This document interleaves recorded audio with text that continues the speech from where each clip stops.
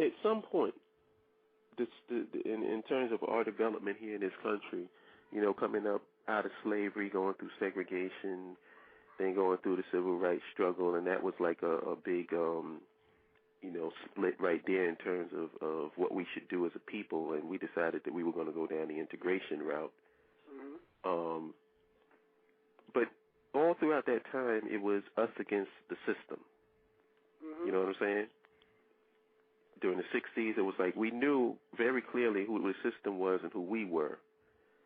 And the people had an affinity for those who were against the system. Like you had the Malcolm X's. I know Malcolm X was a big influence on my brother and people in that generation. Mm-hmm. At some point, the people stopped being concerned with the people struggling with them, and then the issue became, how can I eat? How can I be down so that I can live a level of existence that's comfortable? So it became less about overturning the system and more about, getting down with it so that you can just live. When did that dynamic permeate throughout our community? Wow, that's a very, very good question. And just before you comment, mm-hmm.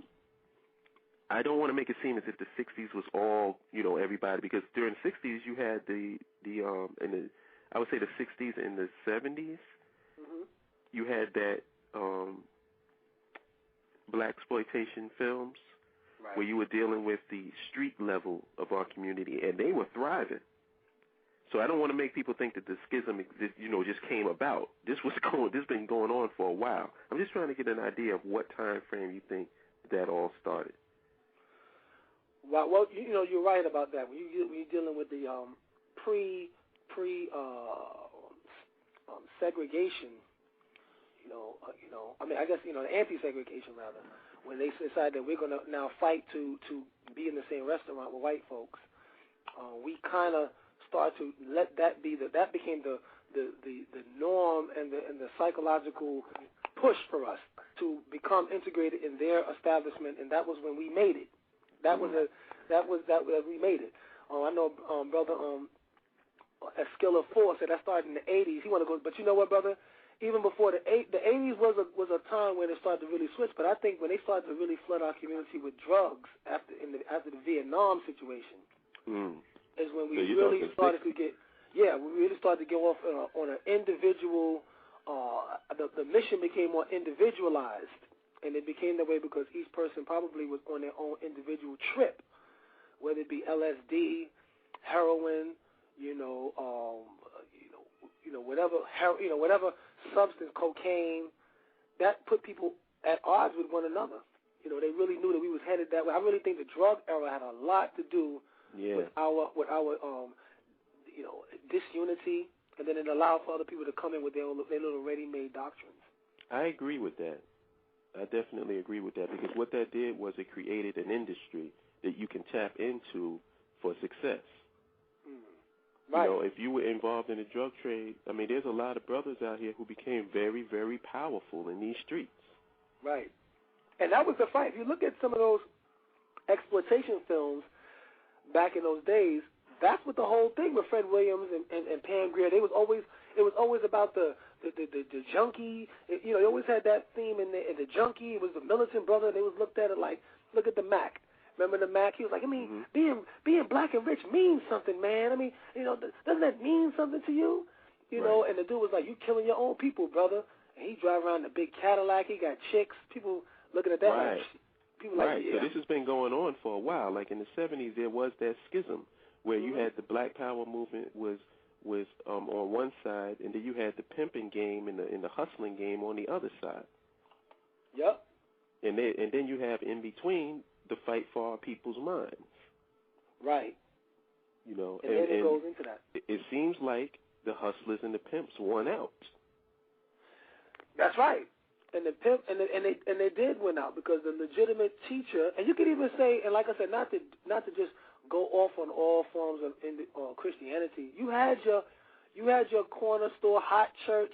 These guys were sincere. These guys wasn't out here trying to drive around in Cadillacs. These dudes was giving what they felt was the truth to the people in a sincere manner. They wasn't trying to cake off of what they felt was the truth. Yeah, but like everything's just trying to switch. Shades of Memnon said it best, because this was like the best line in Black Dynamite. He said, "I declare war on anyone who sells drugs in the community." And then the guy, one of the pimps, said, "But Black Dynamite, I sell drugs in the community." But No that's doubt. true, man. No That's doubt. true. There's definitely that schism. Why are a pimp's methods and techniques of manipulation for profit, field tested and handed down from generation to generation, more successful than a teacher's methods and techniques of education and enlightenment? In other words, when did the black community start liking being pimped? Maybe because they, like, when they see the pimp and whatever, and, like, they see how he is, I guess it's, like, inspiration to them. Okay, if I'm around him, then some of that going to rub off on me. But if I'm with a teacher who just like me, what inspiration can I get for him if he's just like me? Where am I going to reach if I'm following him? When if I'm following the pimp, okay, it looks like he's something. Let me go ahead and follow him. But if I follow this dude right over here, who say he's going to be something? So it's the materialistic aspect of it. Yeah, he just look good. Be like, okay, there's some of that going to rub off on me. If I follow him, then I might get some of that too. Or if I could learn some type of ways to get some of that too. Yep, that's definitely true. Yep. But I noticed that even like during the time when I was coming up, and especially when my brother was coming up, the street game has always been here. In one form or another. It got empowered a little bit more by the system, I think, during the late 60s, 70s, and until now. But it's always been here, like that level of brothers and sisters who make their money off the grid. But the thing that I'm trying to understand is, like, even during those periods, there was always this respect for intelligence. Even during the time, like when my brother, he said, like, if you were a smart dude, even the guys in the streets respected that. Like, if you was in school and you was doing your thing, they wasn't trying to, like, pull you away from that. They wanted you to do your thing. But it's different now. So. Yeah, now it's like it's almost this anti-intelligence out there. It's like if you just a stupid moron, you're like, then you getting props. If you got any sense, they looking at you like you crazy. Yeah, like how you call it? Because I'm in high school, so when you inside school, you see like the smart, like real smart dude who doing his work and stuff. Don't nobody really even talk to him. Like the only time people talk to him is when they want the answers to the work. And how you call it? But then like the dude who, like, how old that boy is? 19 in the 10th grade. How you call it? And he got all this swag or whatever. And, like, he know how to talk and he know how to do all of this. That's who everybody be talking to and shit, so. Right. It's this proud to be dumb thing that's going. Oh, what's your name and where you calling from? I didn't get that. Howard, I'm calling from D.C. Peace. D.C. Yeah, that's messed up because, and who's to blame for that? Everyone is quick to talk about the white man, but you know what? We have to own up to our own actions in terms of fostering this type of mentality amongst our own people. Right. Because, I mean, I understand that how you call there's a lot of things that white people had done and stuff, but then still we do have to still look at ourselves instead of be like, okay, I can't do anything because white people did, so nothing ever going to change, so oh well. You know whose fault I think it is? Oh. And this might seem somewhat controversial, but I'll put it out there. I think it's the fault of the people who were fighting against the system. Or supposedly fighting against. Let me clarify that. You talking about the people who trying to integrate? The people who claimed that they were in this struggle and claimed that they were trying to empower black folks. What that turned into a pimp and hustling game itself. And it became very profitable to set yourself up as a liaison between the poor black people in the community in the cities, the state, and the federal government. That became a very profitable hustle. Yeah, so the dudes on the street was like, well, damn, you hustling, you just doing it in another form. So then how you gonna look down on me and what I'm doing? We both pimping these people. You know what I'm saying? Yeah, just one is less obvious than the other. Right. So I think it's like when the people are seeking power, the people want power. They want empowerment. Mm-hmm. And if you see somebody out there who, at least on an aesthetic level, is hitting all the right notes for them. He's got the cars, he's got the girls, he's got this and got that. If he got more respect from everybody else, then you want to be just like him. Exactly. Mm-hmm. But if you want to be looking at the other dude ain't nobody even paying attention to but got the most knowledge and stuff, you just want that instant, okay, everybody looking at me. You don't want to work for it. Right. So just be like, okay, if I do this, this, and this, I'm going to go ahead and, and get all the things that dude got. But I got to work hard to do what that other dude getting, and ain't nobody even paying attention to him anyways. Right. So I'm going to go the easy route. My thing is we need balance. It's not just one thing or the other. It's a balanced attack that's going to help us get empowered. And the material aspect of reality is real. You know what I'm saying? It's real. It's a real aspect. It's something that we have to deal with. And when you have the so-called conscious community, for lack of a better word, which is engaging in, we're talking about power, but we're not engaging in ways to obtain that power and manifest that through actual physical things. And it doesn't, and I'm not necessarily talking about a gold chain or platinum chain or just, the stupid accessories of riches. But how about this? How about control over your internal economy? How about an institution? Those are tangible things. You know what I'm saying? Those are things that yield results. But what we're doing is a lot of intellectual posturing, a lot of mental masturbation. There's brothers online. I mean, I saw a video recently of a brother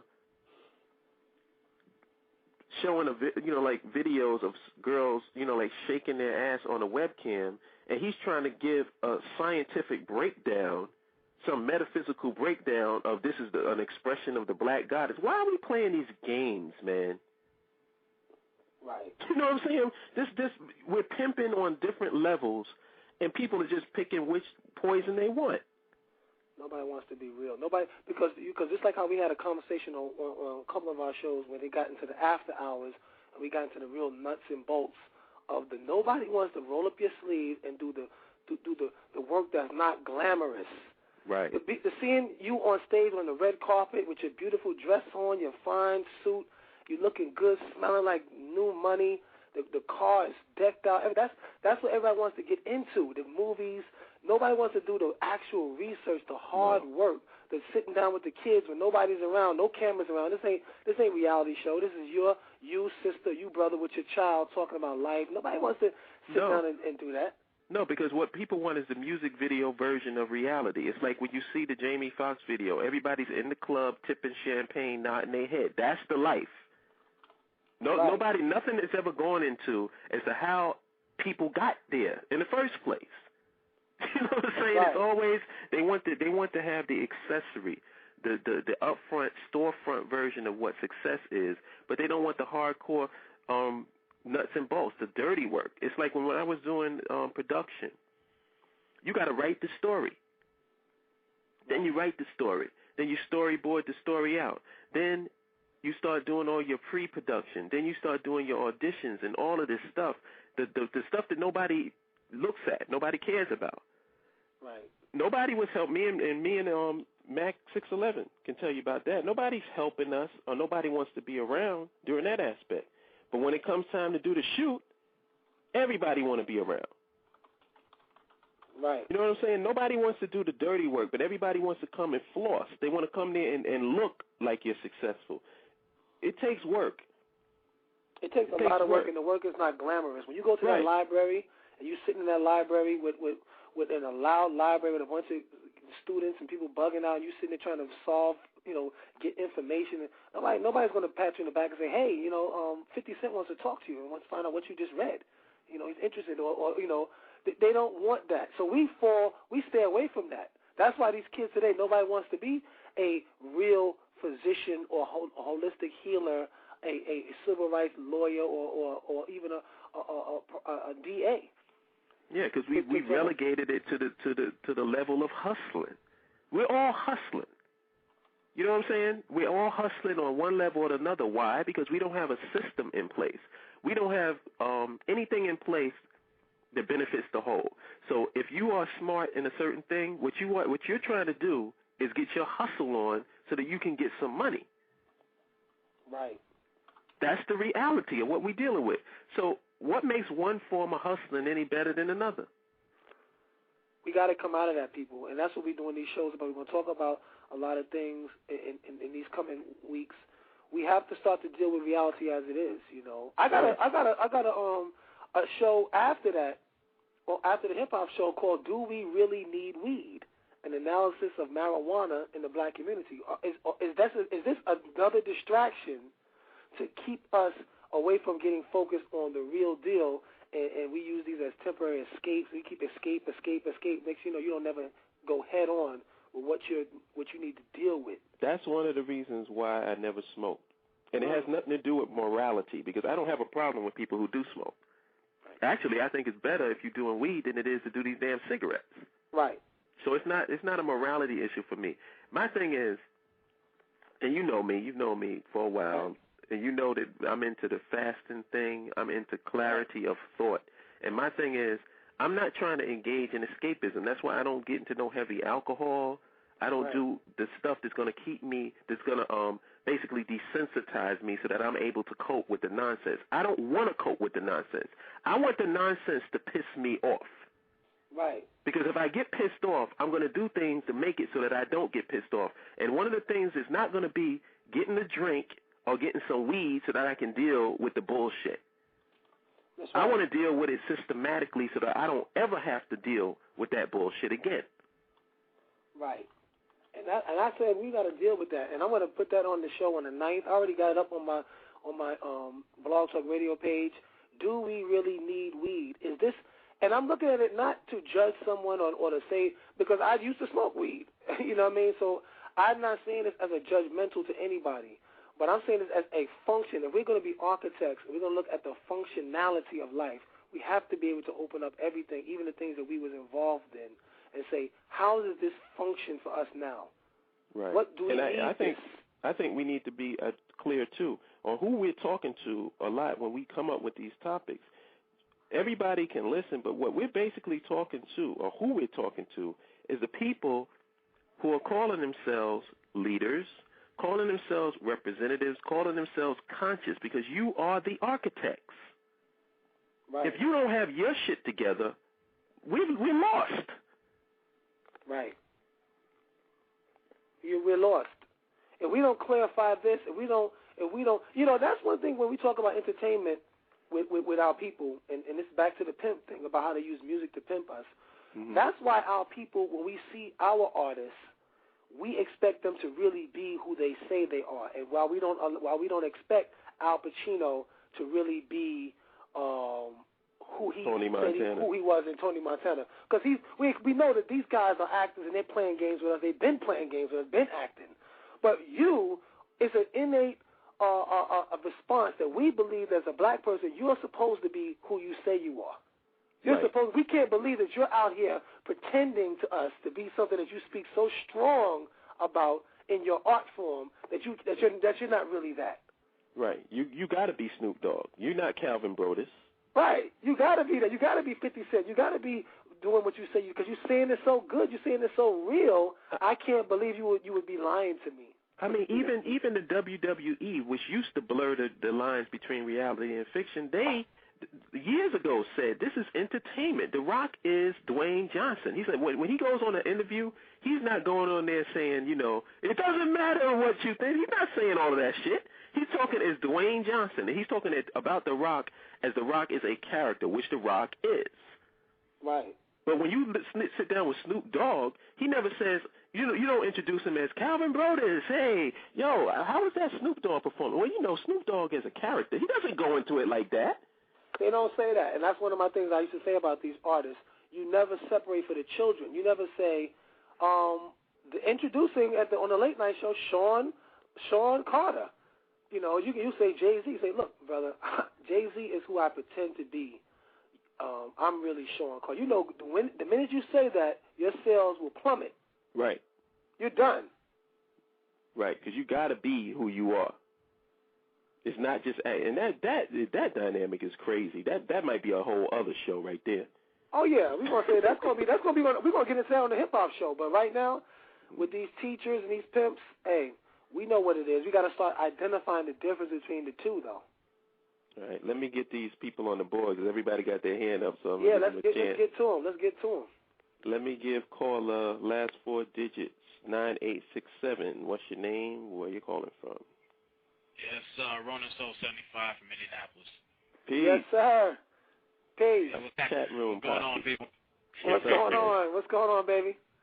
I'm good, man. Just I checked in the shows a couple of times, and I enjoyed what I've learned from you guys. And I'm a freshman in the game, but I'm still learning. Oh, cool. That's what's up, man. We learning too, man. Yeah. And we learn a lot from you guys, man. I mean, you know, we all in this together, man. No doubt. We all in this together. We all got something. And this is the thing that I want people to understand. You know, like a lot of people are afraid to let their voice be heard.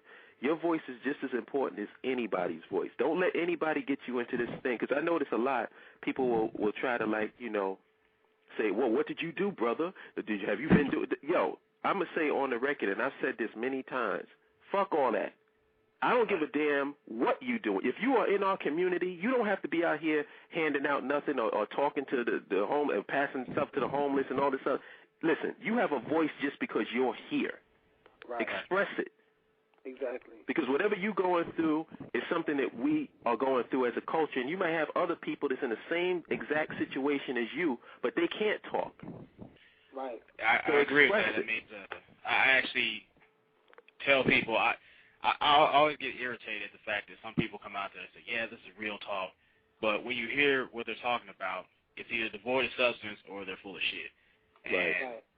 And at best, you can expect someone to be at least 70-75% about real talk. Right. But when, you know, brothers like yourself and these of others, I give 110%. I'm not going to sugarcoat it for you. I'm not going to tap dance around the truth. It is what it is. Now, if you can't accept it, then keep it pushing, man. I'm not trying to hear your nonsense. That's right. And I'm going to tell you something, brother. That's one of the reasons why I wanted to open up a forum where people can freely express themselves without all of this bullshit, you know, pretensions. You know, we curse on here if we want to. Yeah. You know, express yourself. Say what you got to say, because you are a part of this culture. And what we have too many people out there speaking for us, and I'm not hearing the people, because I'm with the people. Yeah. I'm not with no clique. I'm not with no club. I'm not with no group. I'm with the people. So if the people are pissed off, I'm pissed off. If the people have something to say, I want to be the voice that expresses it if they can't do it. But just say what you got to say. And we don't get on here and have no faint heart when it comes to this. And you know what? That's what separates the preachers, the pimps versus the teachers. When you got teachers like our teachers, like Brother Phil Valentine, brothers like Bobby Hemmett, that come before us, they are able to be questioned. You're able to interrupt right in front of what they say. Excuse me, brother, when you said that, what you mean by that? When the last time you interrupted these preachers while they're talking? When the last time even Minister Farrakhan, you know, who I respect his, you know, what he did for us at one point, but when the last time he was able to say, excuse me, Farrakhan, I have a question for you? They're beyond question. You can't talk to these guys. They just want you to sit there in your nice little outfit and listen to them tell you something. Well, I've done that a number of times where I went straight to the pastor or whoever the leader was, and I've seen, I guess, their entourage, you know, shoot me all daggers and, you know, these visual daggers at me, like, oh, well, what's he doing? You know, who is he? You don't need to know who I am. Right. Just understand what I'm going to do, and I'm going straight to the source. And, well, there's a lot of these so-called leaders who will sugarcoat a message in order to get what they need. Just like you said, the whole thing with pimping and hoeing, I see it just about every Sunday, where it's just like that scene where Goldie's in the planetarium and had his hose, you know, just telling him any and everything, like, yeah, you can get a house and a car if you follow me, and I'm like, I can see where you're coming from, because there's more parts of the Bible you're not talking about, or maybe in the Quran. I'm like, give me the whole thing. It's the ugly truth, but it's medicine in the end. That's all I'm saying. Right. And you see, one of the things that they don't want you to do, and this is what it all boils down to. They can't really give you nothing. Nobody's giving you anything. Mm-hmm. It's just like, and I use the analogy of an orange. When people think that when they eat an orange, they're getting vitamin C from the orange. That's a lie. Right. There is no vitamin C in the orange. You cannot take an orange cell doesn't go into your body and transform into a human cell. It doesn't go that way. What happens is the properties within that orange, when you eat that orange, stimulates the vitamin C that's already in your body. Right. And that's how it works when it comes to this knowledge. When people tell you something that strikes as truth to you, they're helping you remember what you already knew. Right. So nobody's giving you anything. And that's what the preacher don't want you to know. And when are you going to stop uploading yourself? Because what these preachers go into these churches on Sunday, and I strongly suggest do not, unless you are willing to question, or unless you are able to question these preachers, even on something on the Bible. Since he says he's a scholar, he's standing up before you talking the Bible. If you can't question him, you're there to waste time. You're there to be uploaded with his program. Mm-hmm. And you've already read the Bible. What story can he tell you in the Bible on Sunday that you have not already heard already? Right. Well, let's talk about it truthfully and honestly. Let's have an honest discussion about the Job story. Right. Let's have an honest discussion about why I have to suffer long. Yeah. And let's find out how come you're not suffering, preacher. I'm getting ready to, after I finish coming to see you on Sunday, I might get evicted from my apartment, but you seem to be very straight. Can I hold something? Can we hold something?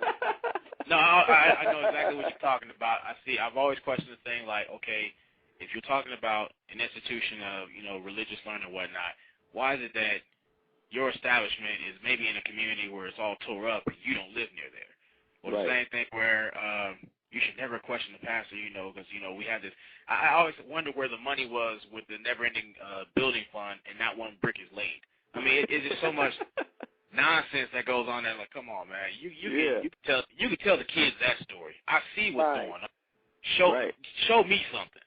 You want to see where the money's going? Go to the nearest gas station. Go to the nearest gas station. When you see that Phantom pull up. Oh yeah, I know. Premium gas is not cheap. Not cheap at all. So I don't know. So I just appreciate and I say out of respect of everyone. I mean, I know we come from all different walks of life. That's why I prefer to listen and not put myself above people. I'm like, look,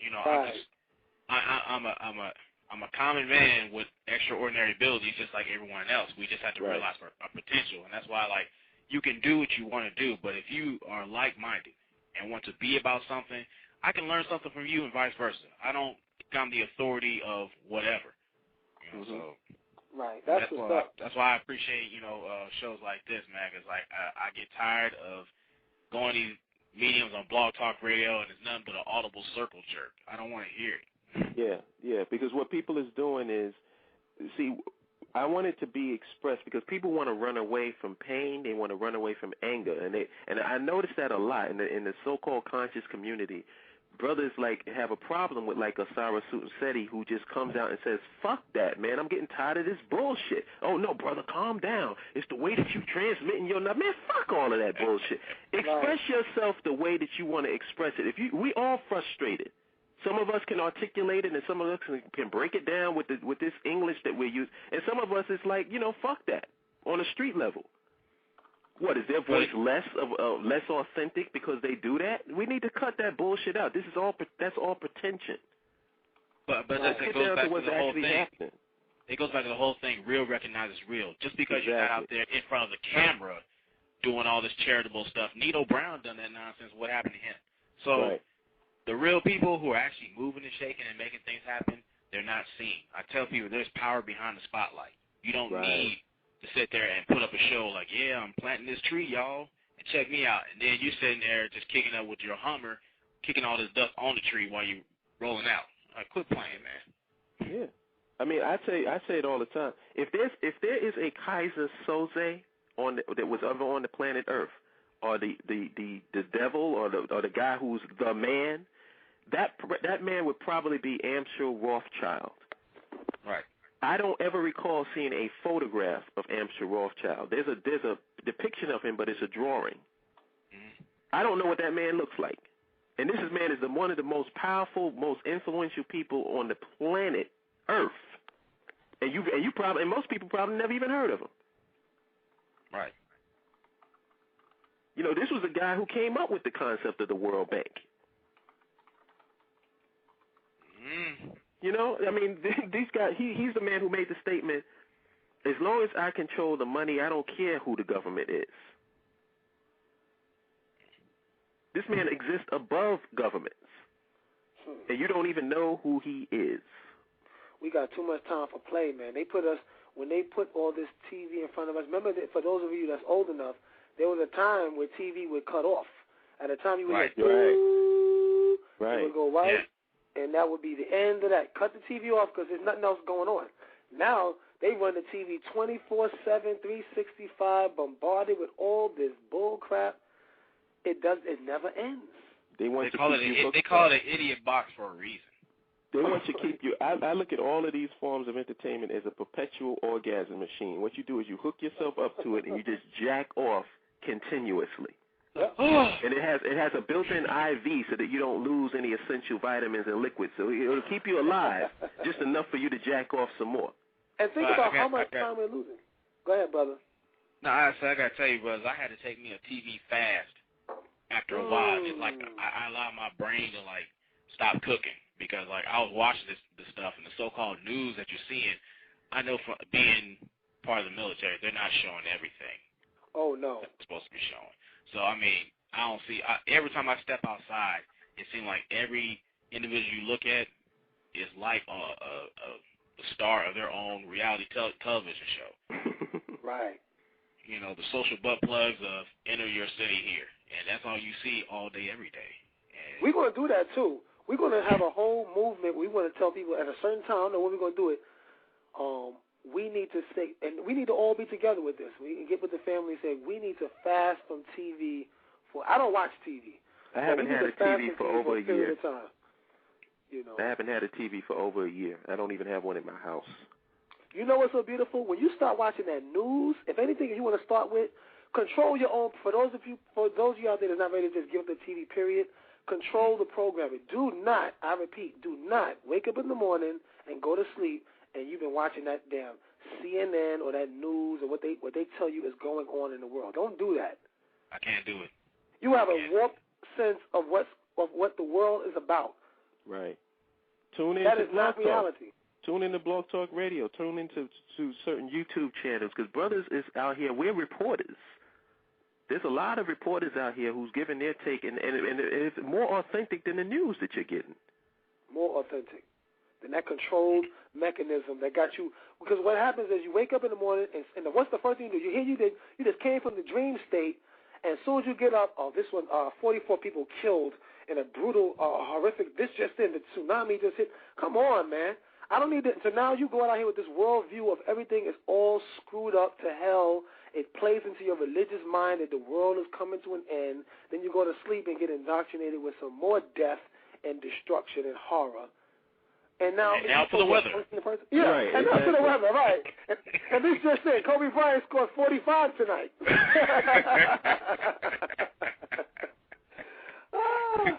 Leave it alone. Unplug from that. You will feel so much better. You will look at people on your jobs or where you go through, like, man, why do they look? And you realize these people are still plugged into this news matrix and this TV matrix.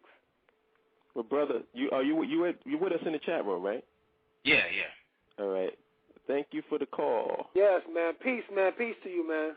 Hey, peace to y'all too, man. I'm gonna be back here again. No doubt. Man. One love, fam. All right. Okay, we're gonna try to get them in. Yep. Got a few callers. All right. Son Nubian, what's good, baby? Yeah. Peace. Okay, let's see who's next. Blog Talk is working good. All right. Last four digits, 0874. What's your name? Where you calling from? Hey, this is Jelani from Brooklyn. Oh, there's a familiar voice. Jelani, what's good, man? Hey, I'm okay. Yeah, well, I heard my friend was able to call in. Oh, yeah. I introduced her to the show, told her about the topic. She was really interested, so. Oh, cool. Yeah. So what's up, man? What's your take? on Pimps versus teachers. Well, here's the thing. Last night I was doing some photography work at a fashion show, right? And, of course, I had a section of the show where they were showcasing first, models walking around with all that. Mm-hmm. And I'm thinking about just how ironic it is as far as dealing with the with different aspects of the illusion creation business. Mm-hmm. And how that contrasts with other stuff that I've been interested in as far as depth and substance and real conversation, but realizing that, okay, I'd spent at least 10 years doing independent study, really in-depth research topics and stuff like that, and, to come to an understanding that, okay, a lot of people that are just dealing with things on a fluff, superficial level. Like they don't want to get any further, deeper insight into anything. Probably because they're anesthetizing themselves from right. the pain of living in a society like this. It's like, okay, well, right. I need to take something. I need to be distracted by something. Right. You try to discuss anything of serious depth or importance, and these people don't want to be around you. Right. You try to shift. Try to shift the conversation someplace else. Like I don't want to deal with that. I don't want to think about that. I think I'm going to upload that Teddy Pendergrass song. You can't hide from yourself. Yeah. No matter where you go, there you are. We can engage in sex. We can engage in drugs.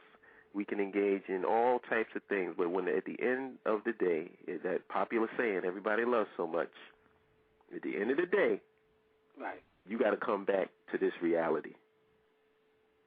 And at least for your kids. If it's not for you, because you raised to go on La La Land, do it. Every time you sit in front of that TV, it's become a vegetable in front of a television screen, or you listen to all kind of crazy stuff on the radio with your children in the car. Don't you realize you're passing that on genetically? You're passing that ignorance on to your children when you don't have nothing. Because we're supposed to stop. If there was no TV or this bullshit on the radio, what would you be doing? You'd probably be talking to your children about what's really going on. You have no choice. Yeah. If you're not engaging in distraction, that's what a distraction is. It's distracting you from something. So once the distraction is gone, then you focus on what it is you're supposed to be focusing on. Right. They don't want to have a serious discussion with you. And that's what Eskilla 4 said. He noticed that a lot of people run when you try to have a serious, insightful discussion. You're right. They will run because you are really overloading their mind, because their mind has been so saturated with just bull crap. Oh, and not only that, Ambassador, because I'm learning this from the show that you did. We got to look at the whole science behind sugar, because when your body is acidic, brain activity actually makes you go to sleep. Right. When you start thinking, that's why if you notice a lot of stuff that's happening with these kids, everybody thinks that they want to put these kids on drugs. You're feeding them too much damn sugar.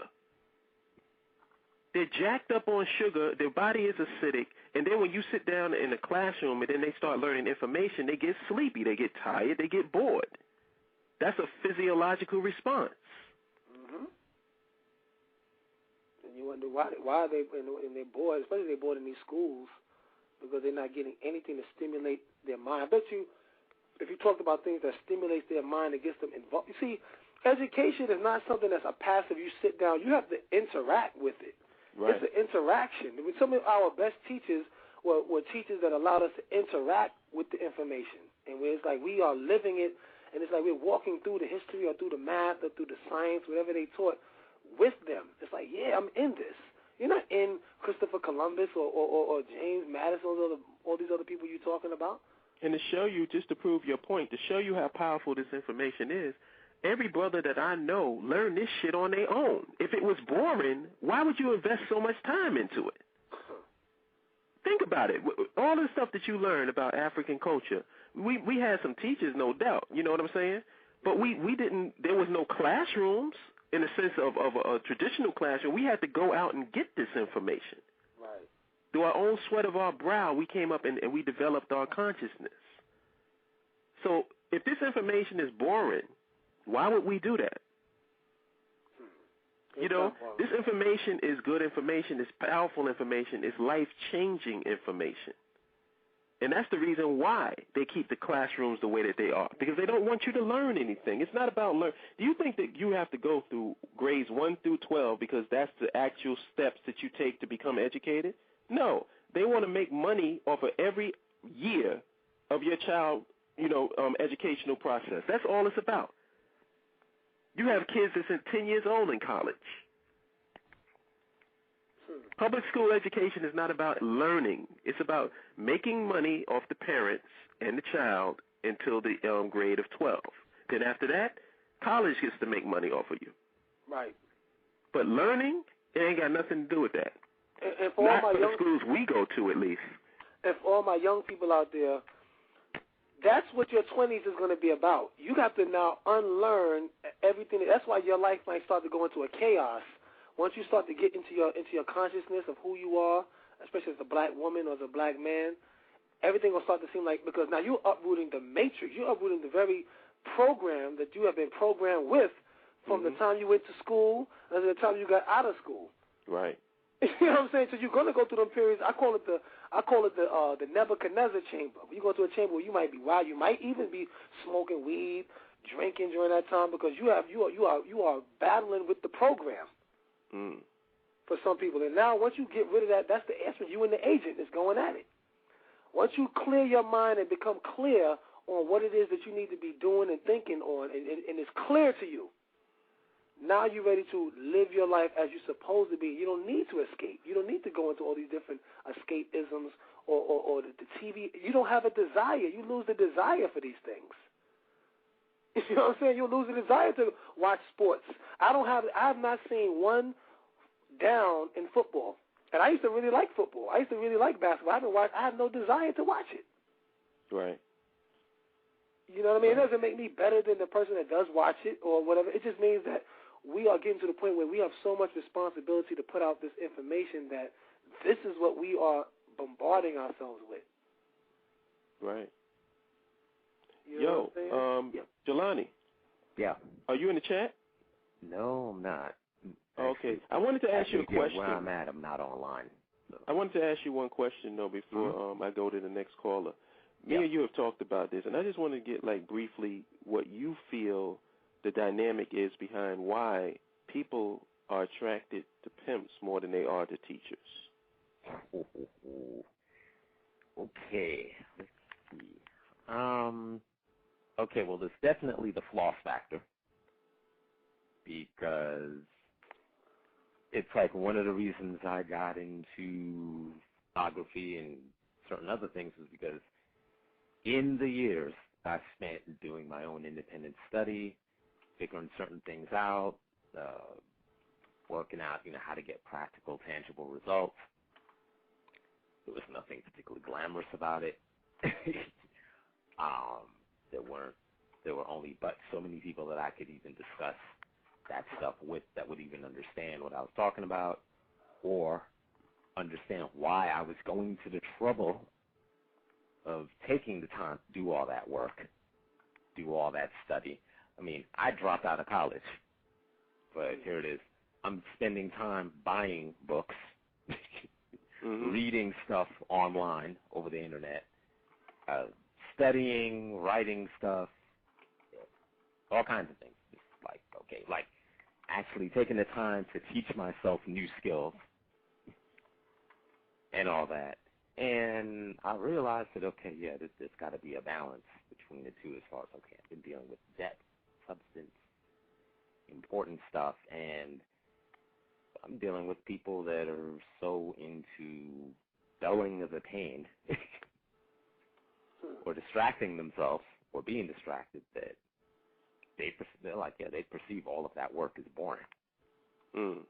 Or you end up like almost being out of touch, or there's this gap in you being able to deal with other people.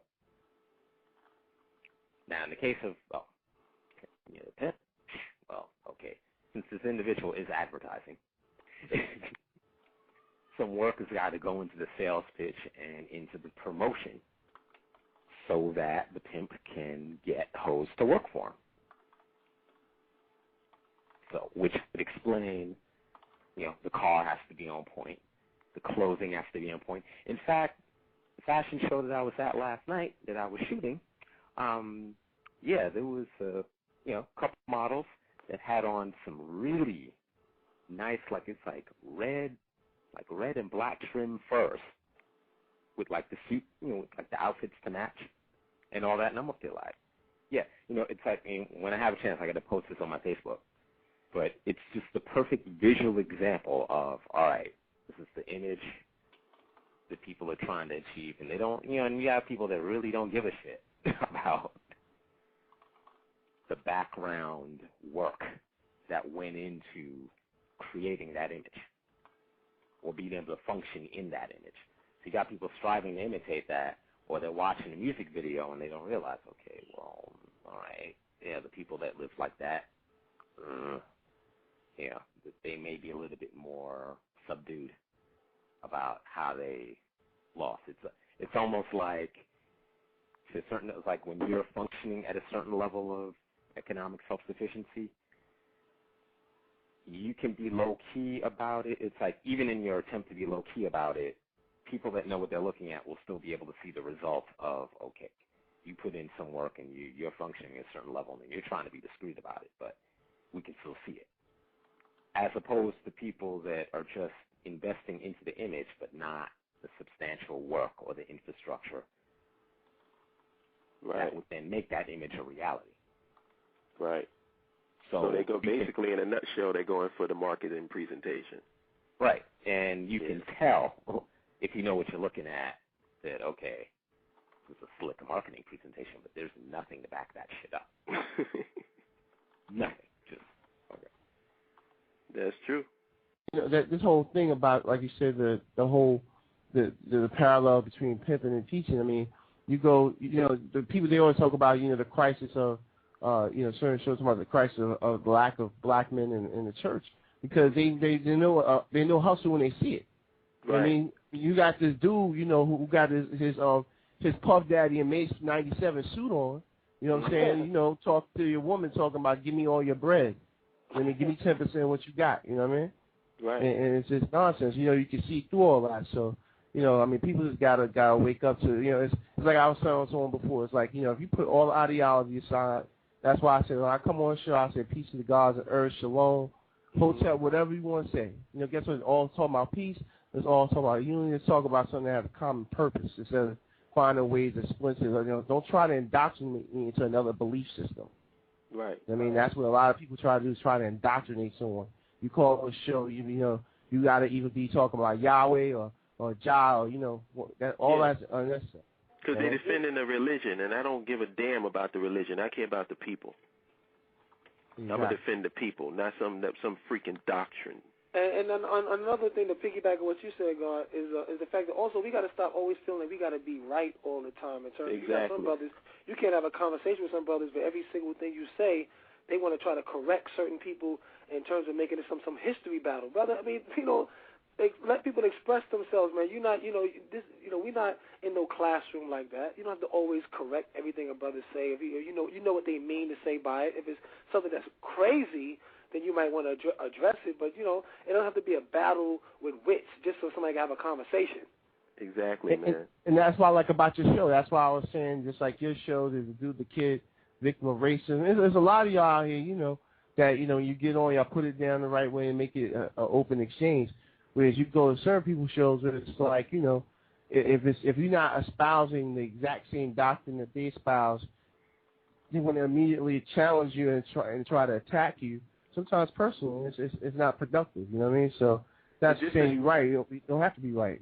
Just to show you that you're not alone. I went into a chat room one time and I said, "Peace, family," and somebody, the moderator of the chat room said, "You must be a cracker." I mean, right off the bat. Wow. I was like, whoa. I was like, I said, okay, I see I'm in the wrong room. Let me step back out. You know, it's like people is on some bullshit, man. But you know what?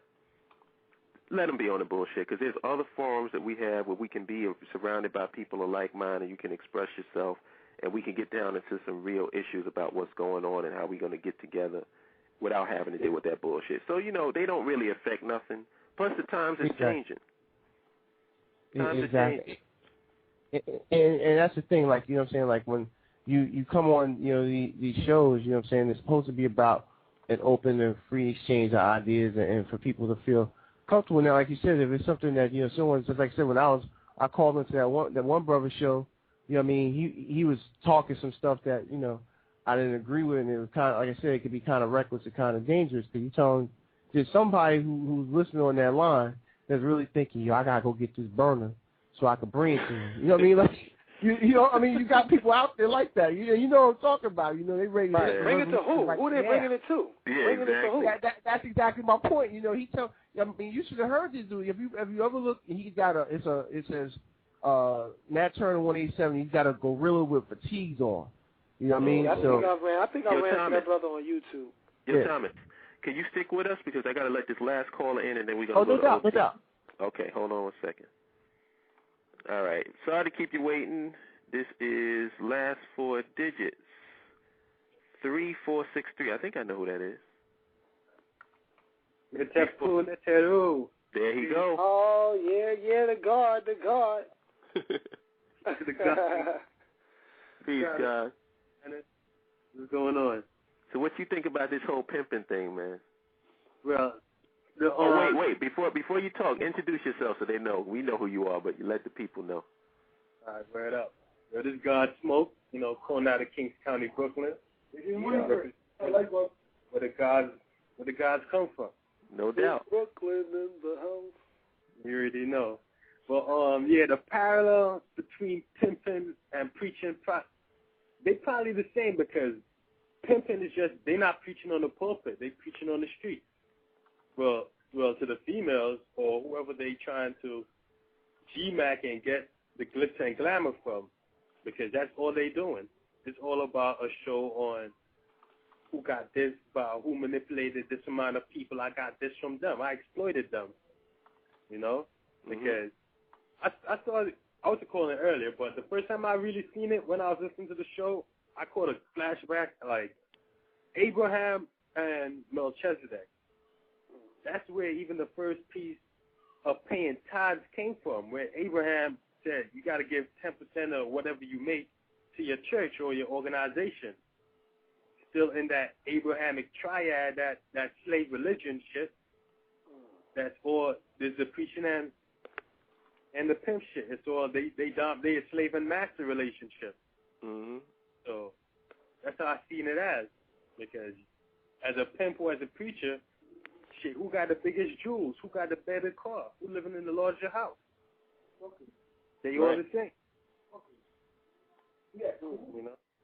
Yeah, that dynamic, man, is something that has to be addressed, and us as the people who are supposed to know what time it is, we have to start manifesting this knowledge and this information tangibly on this world, and that means power. Amos Wilson talked about it all the time. We need power. Dr. Africa was talking about it, power. If you're talking about getting a job, you ain't talking about power. We have to create industries. We have to employ our people, because these people don't have no jobs for you. I know people that's been looking for a job for like a year or two. And we have the largest workforce on the planet. Yeah, that's what we were here for. Amos Wilson said it best. He said, our primary reason for being in this country was to work. How has that relationship changed since we've been here between us and white folks? Right. In this system. It has not changed. And then when we did gain some power, like in Tulsa, Black Wall Street, and we were able to have our own economy, it got destroyed because we didn't have the ability to protect it. So it's all about empowerment. It's all about how are we going to create these institutions and employ our own people, because, quite frankly, the concept of waiting for somebody else to employ you is just ridiculous. They have no obligation to make sure African people are eating, but Africans do. You know what I'm saying? No, I let you when I feel like letting you work. Well, first of all this working, that's what people talk about. You black people, how the hell could you call black people lazy when all we did was work? Yeah, that's all we do. We've been working since we got here. We working now. Me and Dev said it at the same time. That's right, Dev. All we do is work and more work. That's what we've been doing, working. But anyway, the show is getting ready. The live broadcast is getting ready to end, so I'm going to go out with that and then go into overtime. And then I'm going to bring everybody in. Stay black. Get the woman up off these streets. Save that black woman's baby and boss up with your weak ass. Black power. Black power. Man, that's great. Yeah, man. I'm bringing everybody in. I'm bringing everybody in. Everybody is in the queue. Yeah, boss up with your weak ass. What's up, Nick? So we got like 4. Y'all feel why is it every time I go in the room, everybody from Medina, I'm outnumbered, kid. What's going on with that? I'm like outnumbered. I'm the only kid from the X. You know that's how it always goes down, right? Whenever you say it's Brooklyn in the house, you get the biggest roar and response. Man, you can say it's Brooklyn in the house. Hello? No, Medina, I mean, I understand y'all roll deep in Medina, but it's not like we lightweights, you know what I mean? Understand? You got the guards everywhere, No doubt. You know the song goes, Manhattan make it, Brooklyn take it, Queens is the whack, Satin pissed off from something, and the Bronx is smoked out on crack shit. Hey, hold on. I know you don't want to take it back to the Borough Ward, my man. Brooklyn stole my couch. Come on, I don't know you want to go back to the Borough Ward. I can take it back. I'm an old head. I remember when y'all people was getting robbed at Jimmy Jazz in Brooklyn. Ooh. Jimmy Jazz. Yeah, Brooklyn was home of the strong arm. Brooklyn was home of the strong arm robbery. Yes, it was. We was known for that. When them uptown dudes was living sweet. I remember uptown. I remember going uptown and really the vibe was like, man, you know what I mean? Dudes trying to get money. It wasn't as grimy as Brooklyn was strictly money. You talking about Harlem, though? You talking about Harlem? Harlem, yeah. What's your money? Yeah, in Brooklyn, what you looking at? It's pretty grimy. The X is pretty grimy. You know what I mean? So once you get over the bridge and you over there like the 160s, 130s, where it's like nothing but projects and pump projects, is real. Oh yeah, you know how the Bronx used to do it way back in the day. That's where it all started, right? So you know all the guests disappeared right out the chat room as soon as the show. Hater. I see. The sister asked, "Could we hear? We heard you." Right. I think that's sister 4194. Yeah. Oh, you made it. Oh, you didn't hear me? Yeah. My sis from D.C. is on there too, I think. Wait, can you hear me? Yep. Oh, okay. I can hear myself now, but are you all tuned in? Can you hear what I'm saying right now? Yes. Yeah. Okay, because I was listening to you all about the pimps and the teachers, and something I just wanted to bring to the forefront is that when it comes to pimps deal with disbelievers. Pimps deal with unbelievers. Pimps deal with people who don't know their power, who don't work their power. Pimps, let's just say a pimp with a prostitute, a female prostitute.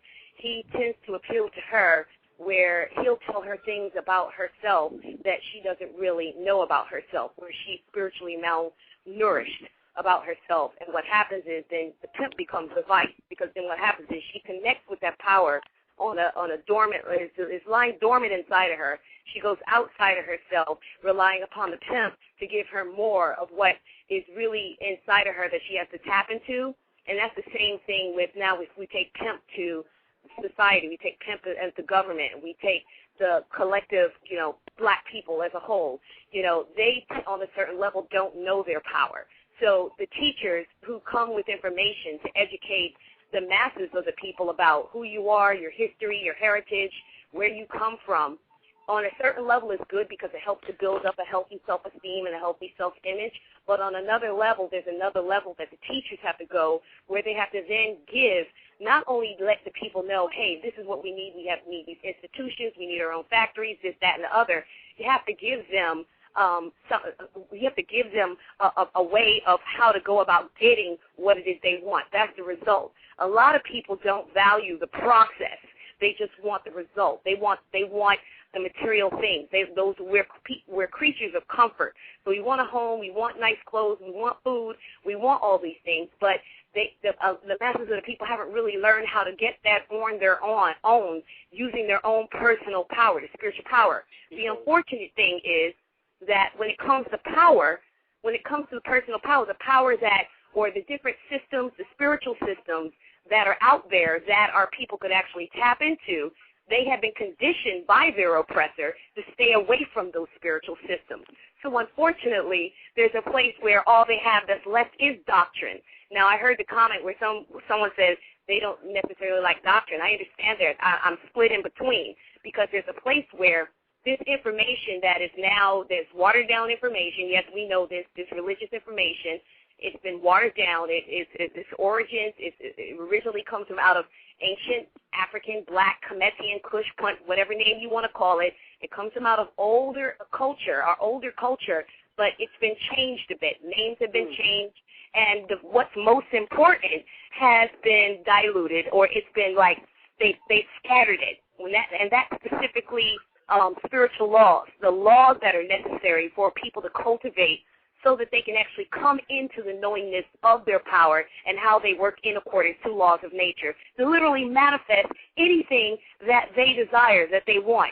And that's, I think, what the most important thing is, getting the people, getting black people, getting your people to actually learn how to tap into their personal power and not to relate to the power that lies dormant inside of them and then project that on the pimp, to project that on the white man, to project that on everybody, because it's like you're relinquishing your power up. And I don't think that it's for black people to go out of their way to look for these institutions in this society to actually educate black people. I mean, remember, black people are the originators.